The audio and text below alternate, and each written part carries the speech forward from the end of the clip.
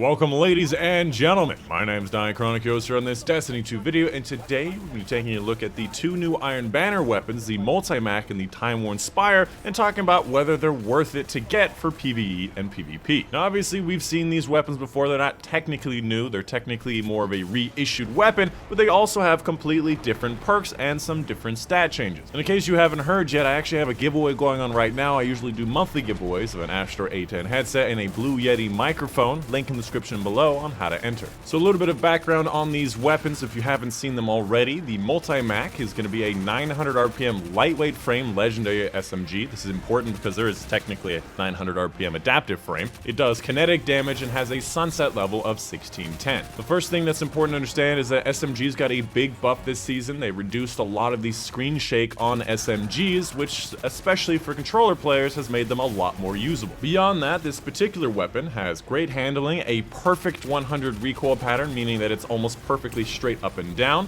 has okay range, good clip size, high RPM, many sight options, good aim assistance, and good random perks. Moving on, let's talk about the Multimach in PvE. In summary, this SMG reminds me a lot of the Recluse, a lot more than Death Adder ever had from the Prophecy dungeon, with a perfect 100 recoil pattern and a great damage option in the form of kill clip. The only issue is going to be getting the faster reload speed, which does tank a lot of the uses of SMGs, but can be done with a lot of SMG loaders. Especially this season, I believe it's one of the artifact mods. When it comes to my particular god roll in PvE, I like to focus on magazine, damage, and range. So for the first one, I like the Model 6 loop, just a great overall sight. Second column, I like tac mag, appended mag, or accurized rounds. Again, I really like larger magazines on SMGs, and then obviously accurized if you want more range. Third column, killing wind or threat detector, depending if you want more range or you want more reload and stability. For the fourth column, kill clip I think is really the only one you really want in that column. In my opinion, I think kill clip is going to be the best primary ammo damage perk in the game. If you don't know, kill clip gives you 33% more damage, and rampage times 3 is also 33% more damage, so why wouldn't you go with kill clip in most scenarios? Obviously this weapon doesn't have rampage, but I still think kill clip is really strong. And then finally, a range masterwork. Again, because of the fact that you have that perfect 100 recoil pattern, makes it a lot easier to control, so go for range over stability most of the time, get that nice aim assistance over range. And finally, when it comes to pairing weapons with this thing, honestly, obviously go with the longer range stuff. Fusion rifles and snipers are going to be your better bet. Moving on, let's talk about the Multimach in PvP. First and foremost, I wanted to show you a couple of time to kill numbers, the no time to explain, 140 hand cannons, the Multimach, and the Time-Worn Spire, to give you an idea of how it's currently fitting in. Obviously SMGs are going to have better time to kills as they are much closer range, and this one is obviously the faster firing. Obviously keeping in mind that you may actually miss a lot of shots and it may be very different for you. So in summary, the Multimach in PvP does still resemble the Recluse quite well, but even the Recluse doesn't hang well in the current meta that is dominated at close range with many great shotgun options, the previous season's nerf to snipers that you will probably pair with this weapon, and the mid-long range dominance of the 120 hand cannons that you're going to constantly need to push in on. And keeping at your desired range while keeping out of other guns' ranges is very hard. On top of SMGs still feeling weaker than sidearms with similar range.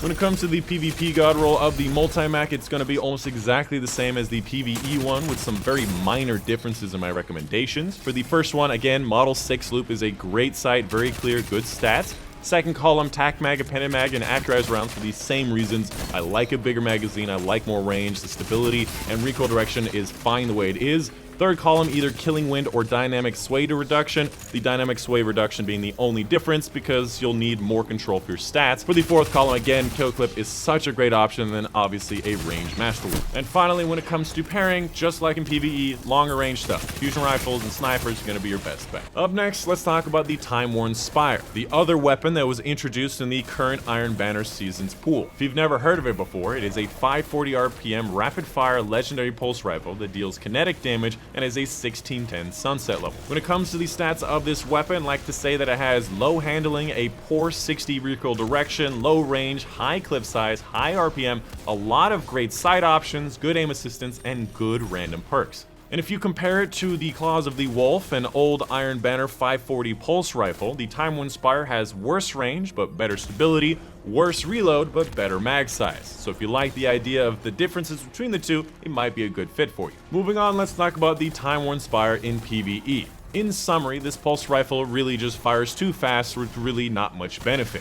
When shooting at targets that die quickly, i.e. the red health enemies, and you switch targets, you'll often accidentally burst too soon and completely miss. Especially with the cadence of the 540 pulse rifles, you're trying to fire as fast as possible and it's just too fast between targets. And with this missed burst, it will add to your recoil, throw off the next few bursts in your panic, and you'll just miss a lot more than you should. And with that, it also lacks the range that you want with pulse rifles without doing more DPS than auto rifles.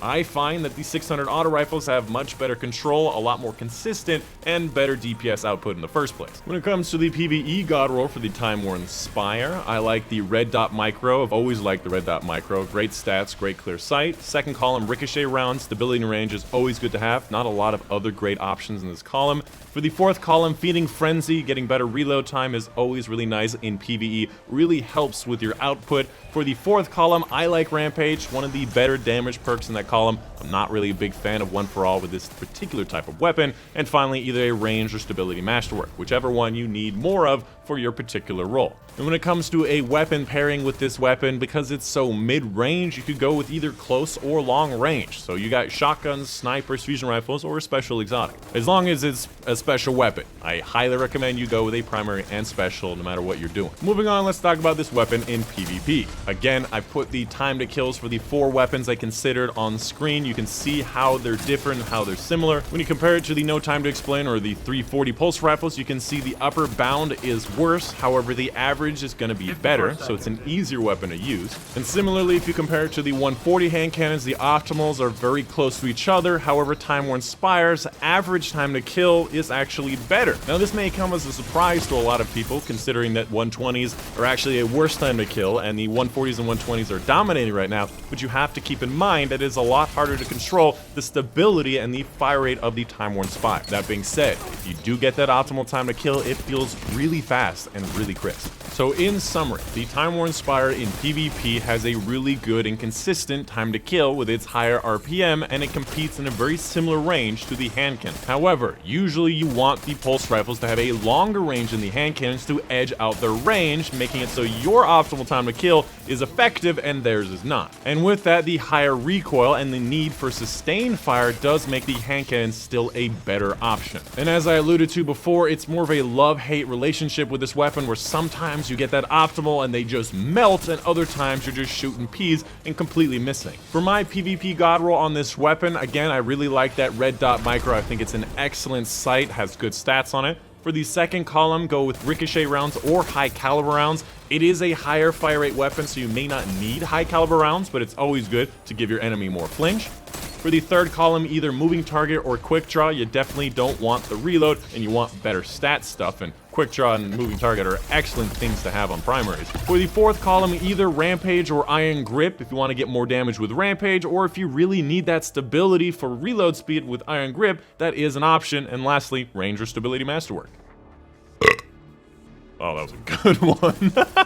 And finally, when it comes to pairing, pretty much the same as PvE, either close or long range, snipers, shotguns, fusion rifles, everything works. Obviously, shotguns are going to be very common and very powerful in this current meta. And that is going to be pretty much the end of the video. For those of you who did get to this point in the video, TLDR, I think both weapons are pretty underwhelming. I do think the Multimach in PvE is going to be the better option because it resembles very closely to that of the Recluse. And if you like the changes and the buffs to SMGs and like SMGs in general, it is going to be a great option with good fire rate, lightweight frame, you can move faster with it, and great crit value. So my personal pick is going to be the Multimach, but it's still a bit underwhelming as compared to that of the Ikelos or that new kinetic SMG aggressive, I forget the name of it. There's a lot of great options, what I'm saying, so it's going to be very competitive. And of course, big shout out to my patrons on Patreon for helping me make these kind of videos. Of course, big thank you to Medibuju, Mom, Dad, Shadow Moon, Joe Smith, Money, Natalie Happens, Steve Bachnovich, Justin Raymond, no! Medibuju, Mom, Dad, Shadow Moon, Joe Smith, Medibuju, Mom, Dad, Joe Smith, Medibuju, Mom, Dad, Joe Smith, fuck. so many. God, where's Shadow going? I don't know. He's a shadow. I don't know. Many Voodoo, Mom and Dad, Joe. Fuck, how do I keep doing this? Many Voodoo, Mom and Dad, Shadow Moon, Joe Smith, Monday, Natalie Halpin, Steve Bogdanowicz, Justin Herrera, Justin Herrera, Raymond Showman, Justin Herrera, Raymond. It is so hard to say Herrera Raymond because your brain is going Herrera. That doesn't sound right. Herrera. Many Voodoo, Mom and Dad, Shadow Moon, Joe Smith, Monday, Natalie Halpin, Steve Bogdanowicz, Justin Herrera, Raymond. Hi, Justin Herrera, Raymond. Justin Herrera, Raymond Showman. Justin Herrera, Raymond Showman. Justin Herrera, Raymond Showman. Justin Herrera, Raymond Showman. My God, this is ridiculous. This is going on in bloopers of the end. Many Muju, Mom and Dad, Shadow Moon, Joe Smith, Monday, Natalie Halpin, Steve Bogdanowicz, Justin Herrera, Raymond Showman. Fuck it, dude. You can see the names on screen. I fucked this one up. So anyways, that's the end of it. Hope you guys did enjoy. I'll see you guys on the next one.